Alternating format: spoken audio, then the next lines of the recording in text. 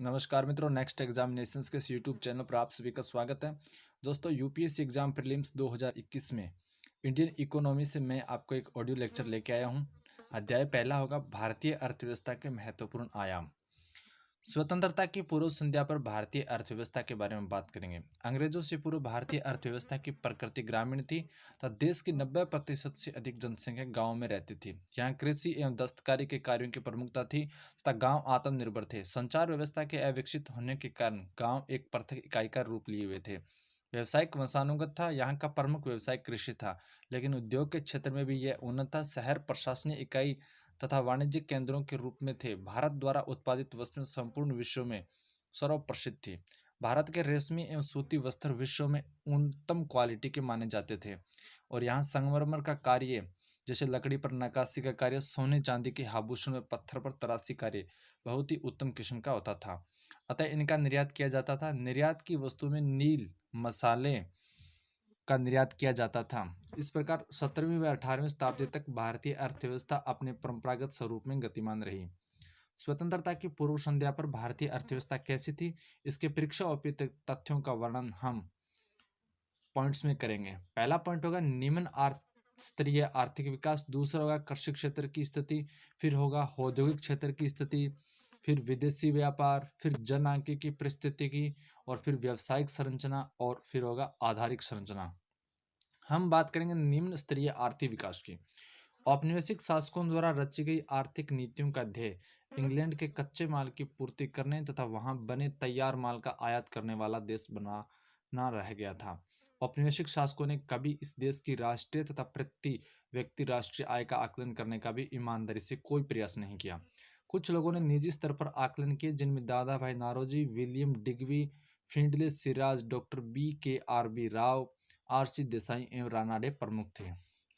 ज्ञात है कि 20वीं शताब्दी के पूर्वार्ध में भारत की राष्ट्रीय आय की वार्षिक संवर्धित दर 2.0 से कम तथा प्रति व्यक्ति उत्पाद वृद्धि 0.5% थी।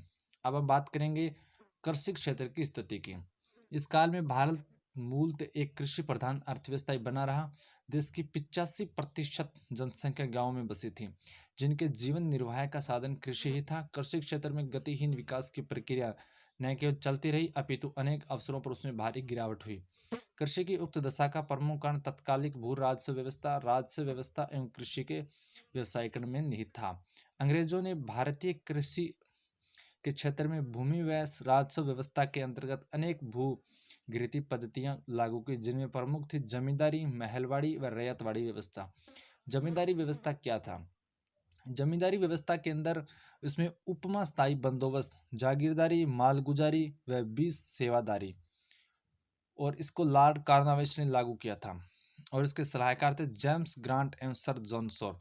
और इसके प्रभावित क्षेत्र कौन थे? बंगाल जो सर्वप्रथम थे, उसके बाद बिहार और उड़ीसा, और कालांतर में उत्तर प्रदेश के बनारस खंड एवं उत्तरी कर्नाटक में, जिस पर 19% भूमि पर लागू था। मालगुजारी था किसानों से वसूल किए गए लगान का 10/11 भाग सरकारी कोष में तथा 1/11 भाग जमींदार के पास होता था। फिर महलवाड़ी व्यवस्था में होता था भूमि पर ग्रामीण समुदाय का अधिकार होता था, और इसके प्रस्तावक कौन थे? हाल्ट मैकेंजी, जिसे 1822 में लागू किया था। ये आईएएस के एग्जाम्स के पॉइंट ऑफ व्यू से बहुत इंपॉर्टेंट है। और इसके प्रभावित क्षेत्र थे उत्तर प्रदेश, मध्य प्रांत एवं पंजाब में 30% भूमि पर कर लगाया गया था। फिर था मालगुजारी, उत्पादन का लगभग 80%, और बाद में 66% यानी बेंटिंग के समय तथा डलहौजी के समय इसमें 50% था। अब हम बात करेंगे रैयतवाड़ी व्यवस्था की। भूमि पर अधिकार कृषक का, और इसको लागू किया था टॉमस मुनरो ने। टॉमस मुनरो द्वारा मद्रास में विनगेट द्वारा इसे 1835 में, मुंबई में मालगुजारी 30.33% तथा बाद में 50% और कालांतर में बढ़ा दिया गया। और इसके प्रभावित क्षेत्र कौन थे? मद्रास, मुंबई तथा असम। देश के कुछ क्षेत्रों में कृषि के व्यवसायीकरण के कारण नकदी फसलों की उच्च उत्पादकता के प्रमाण भी मिलते हैं, किंतु उस उच्च उत्पादकता के साथ भारतीय किसानों को नहीं मिल रहे थे, क्योंकि उन्हें तो खाद्यान्न की खेती के स्थान पर नकदी फसलों का उत्पादन करना पड़ता था, जिनका प्रयोग अनंत इंग्लैंड में लगे कारखानों में किया गया था, जैसे कपास, नील, गन्ना, कॉफी, चाय व पटसन आदि। औद्योगिक क्षेत्र की हम बात करेंगे।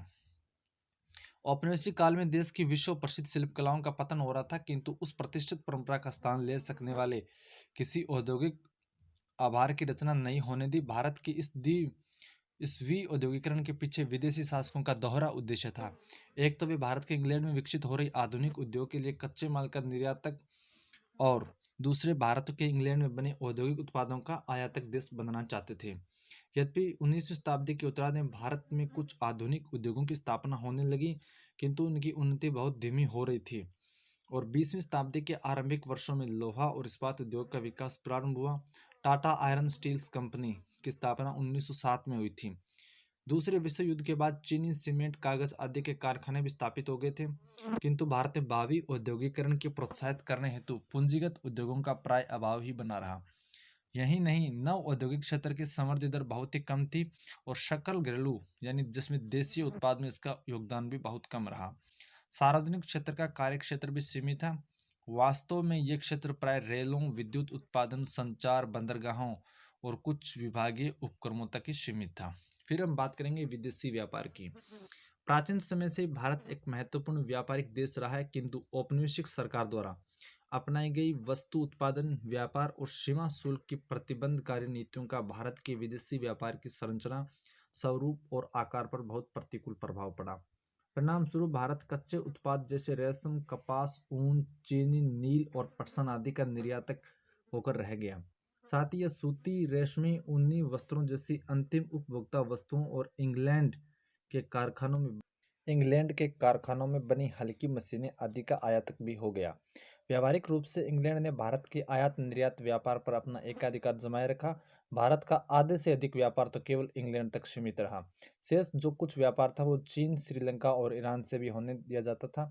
स्वेज नहर का व्यापार मार्ग खुलने से तो भारत के व्यापार पर अंग्रेजी नियंत्रण और भी सख्त हो गया था। अब हम बात करेंगे जनआंख्यिकी परिस्थिति की।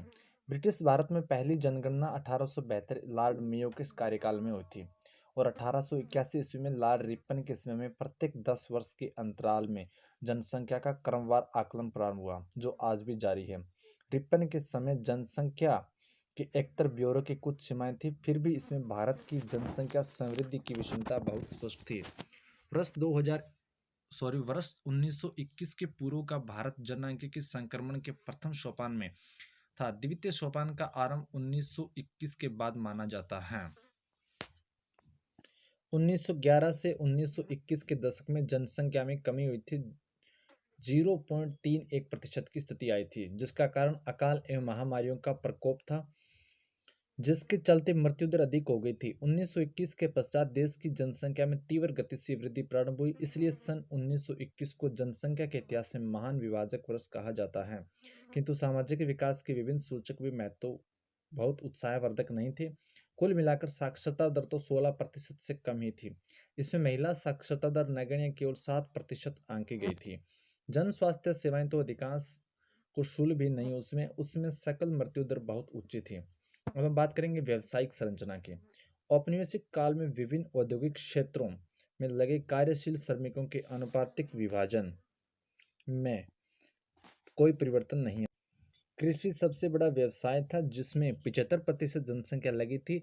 वे निर्माण तथा सेवा क्षेत्रों में क्रमशः 10% और 15 से 20% जन समुदाय को रोजगार मिल पा रहा था। क्षेत्रीय विषमताओं में वृद्धि एक बहुत बड़ी विलक्षणता रही थी। आधारिक संरचना की बात करेंगे अपने। औपनिवेशिक शासन के अंतर्गत देश में रेलों, पतनों, जल परिवहन में डाक तार आदि का विकास हुआ। इसका ध्येय जन सामान्य को अधिक सुविधाएं प्रदान करना नहीं था, अपितु ये कार्य तो औपनिवेशिक हित साधन के उद्देश्य से किए गए थे। इस प्रकार स्वतंत्रता प्राप्ति तक 200 वर्षों के अंग्रेजी शासन का प्रभाव भारतीय अर्थव्यवस्था के प्रत्येक आयाम पर अपनी पेट बना चुका था। कृषि क्षेत्र पहले से ही अत्यधिक श्रम अधिशेष को बाहर से लदा हुआ था, और इसकी उत्पादकता का स्तर भी बहुत कम था। औद्योगिक क्षेत्र भी आधुनिकीकरण, वैविध्य, क्षमता संवर्धन और सार्वजनिक निवेश में वृद्धि की मांग कर रहा था। विदेशी व्यापार तो केवल इंग्लैंड की औद्योगिक क्रांति को पोषित कर रहा था। प्रसिद्ध रेलवे नेटवर्क सहित सभी आधारिक संरचनाओं में ओनियन प्रसार तथा जनोन्मुखी विकास की आवश्यकताएं थी। व्यापक गरीबी और बेरोजगारी भी सार्वजनिक आर्थिक नीतियों को जन कल्याणोन्मुखी बनाने का आग्रह कर रही थी। संक्षेप में देश के सामाजिक और आर्थिक चुनौतियां बहुत अधिक थी। दोस्तों, ये था ऑडियो लेक्चर। अगर आपको ये अच्छा लगा तो इसे लाइक करें, चैनल पर सब्सक्राइब जरूर करें। Thank you very much.